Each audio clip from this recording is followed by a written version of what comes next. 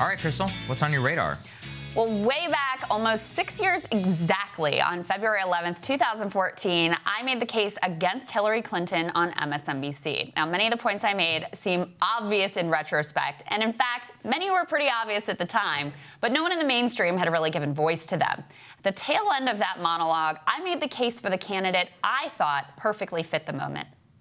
In a time when we badly need to be inspired and rallied and made to believe that America can once again be true to the American dream, we need someone who is mission-driven, who's clearly passionate, living and breathing and feeling in their bones the plight of the worker, of the middle class.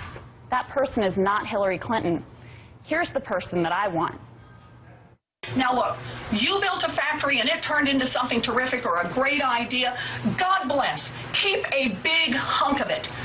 But part of the underlying social contract is you take a hunk of that and pay forward for the next kid who comes along.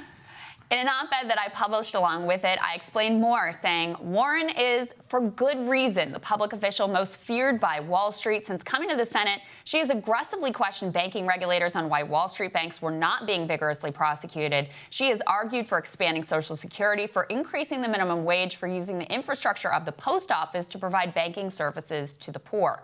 Most recently, she pressed the Obama administration to nominate more judges who come from a background in public interest work rather than from big corporations. She's been fearless, determined, and relentlessly true to her roots as an advocate for the middle and working classes.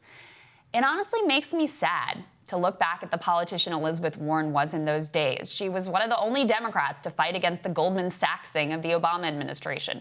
Her vision for the CFPB was truly brilliant. Her politics grounded in a proud tradition of economic populism. I believe that Elizabeth Warren would likely be president today had she run in 2016. And I believe that if the Elizabeth Warren that I begged to run back in 2014 had run this time, she'd be headed towards the Democratic nomination. The truth is, though, that Elizabeth Warren's campaign was lost long before this election cycle. Many politicians come into Washington fresh-faced and truly desiring to change the nation for the better, or at least that's what they tell themselves. But very quickly, they must choose. Will they conform to the existing system of deference to power and systemic corruption? Or will they do what Bernie and AOC and Omar and Tlaib have done, standing astride that system and refusing to bend, saying, I will stay an independent and not become a Democrat. I will call out the bipartisan war consensus even when the hawks are ascendant and it's politically unpopular. I will stand up for the rights of Palestinians even though there are only costs and no political upsides. I will challenge those in my own party who have gotten fat and lazy feeding at the government trough. I'll protest outside of the Speaker's office in solidarity with climate protesters, even though it terrifies me. I will back my brother in the movement at his lowest moment while he's laying on a hospital bed recovering from a heart attack, and the entire political world has declared him finished. Those are the difficult choices of an anti-establishment populist in Washington. Unfortunately, Elizabeth Warren long ago veered from that path. First came the decision not to run in 2016. She sat out the most critical election of our lifetime, even though she knew better than I did the flaws of Hillary Clinton. Warren had, of course, long been critical of HRC's Wall Street coziness. Bernie urged her to run. Biden asked Warren to join his ticket, but she demurred. Not out of principle, but out of political calculation that it'd just be too hard to go up against the Clinton machine. An abdication of duty when the nation called on her to step up. But look, running for president is a heavy burden, and so I could overlook the shirking of that responsibility. What is harder to forgive is what came next, when her supposed friend and ally, Bernie Sanders, who allegedly shares her politics and was fighting for the same values she had staked her career on, got into the race and started skyrocketing in the polls, even challenging Hillary for the lead. Rather than making the movement choice and backing the progressive, she sat it out. Now, it's impossible to say what would have happened had she jumped in on Bernie's side the way that AOC did this time. But it is certainly plausible that having the support of one of his colleagues who had her own power and following could have fundamentally shifted the race. Maybe that small margin in Iowa goes the other way, granting a momentum that changes the whole trajectory, giving us a strong nominee to go against Donald Trump, a nominee who would actually campaign in Michigan and Wisconsin. Things could be completely different. Of course, we'll never know, but we do know this. At that moment, Warren chose irrevocably to be a player in the game and not a revolutionary. Not even anti-establishment, but just another politician surrounded by the same old hacks who counsel caution and triangulation and leaning into tokenism like Planned Parenthood scarves and gender-centric attacks. As Zed Jelani, who worked to help elect her, wrote recently for the Washington Examiner, the problem with modern progressivism is how much it looks down on people who disagree. It's kind of elitism that makes populism impossible because you can't have populism without the population.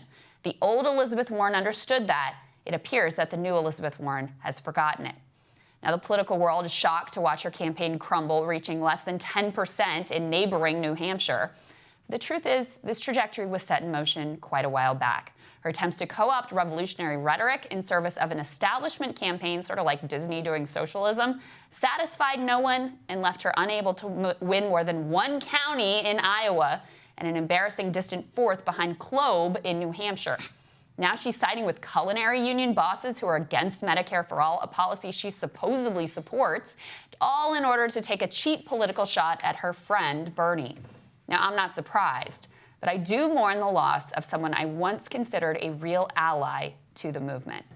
Sagar, it does, like watching that old clip of me and how I felt about it and how she had conducted herself to that point, she really did take on the Obama administration in a way that was very courageous. And you know what's funny? Before she started pulling all this, I liked Elizabeth Warren. Tucker Carlson once publicly said he might vote for Elizabeth Warren. And there's a reason for that. Before she started, basically, you know, I've called Pete Buttigieg astroturf neoliberalism. What Elizabeth Warren ended up becoming is an astroturfed populist. Is that she claimed to pay lip service to all of the stuff, and then in reality was the pink scarf, you know, the Planned Parenthood scarf president. That's what she wanted to be. She was doing all making fun of people who don't believe in gay marriage, just pandering totally to the woke elites of the New York Times who love her campaign for all of the wrong reasons, not for the right reasons. And that was always the issue, is that over and over again she did this, and it revealed to me that, in a way, like maybe I was stupid for thinking, because it seemed so genuine that she would put these plans to paper on trade, on economic policy, which economic were fantastic. patriotism. Economic patriotism. I mean, early watchers of Rising know that I was all in on it. We were talking about it here. Tucker did a monologue, even praising it as one of the best documents that he's ever seen. And that is the type of stuff that cuts across parties, it cuts across populations, across classes. None of this woke pandering that she ultimately decided to hinge her campaign on. And you're right. I mean, this whole culinary union thing, regardless of whether you agree or not, like, what are you doing buying into this, like, Bernie bro narrative thing with attacking the culinary? It's so cynical, contra to her brand and contra to anything that she supposedly stands for. And that's why on this show, I started calling her out very, very beginning for being a liar and a phony. Ultimately, from the very beginning, about what she actually was as a person, which is what she ended up being about her own politics. But it all comes back, I really think, to that decision to sit it out in 2016. Not just sit out, like not run herself, but then when Bernie is there running and has a real shot, that you just sit on your hands and don't do anything. Because in that moment, there are two ways to operate in this town. There's the sort of AOC Bernie way, where you just are like, you know, you take a lot of grief, right? Oh, yeah. And it can impact your ability to, quote unquote, get things done within the system, because people want to stand in your way and be roadblocks when you dare to criticize them and dare to stand outside of that system. It is a tough road, right? And so when it came to this point of her saying, you know what, I'm going to make the movement choice. I'm going to back Bernie because he shares my politics and this will be good, positive for the nation. Instead, she made the choice of saying, and this is like the road to hell, this is the Clinton road, of saying, you know what, the most important thing is for me to be in a position to get power. Yeah, exactly. So if I sit it out and then I back Hillary, then when she wins, I can be Treasury Secretary, whatever. And then I will be in position to exercise my power. But that is the road to what we have now. Because if everybody makes that calculation, everybody makes the calculation to just stay inside the system and not rock the boat and stand by whoever happens to have power, you end up with a total systemic rot, which is exactly what we have now. And a hollowness that I think has become completely apparent, not just to us, but to everything. Because you know what? AstroTurf neoliberalism actually works better, because most of neoliberalism, frankly, is AstroTurf, right? And AstroTurf populism is just the most hollow thing that you can imagine. Yeah, it really is. Easy to call out, too. All right, Sagar, looking forward to your radar. That's next.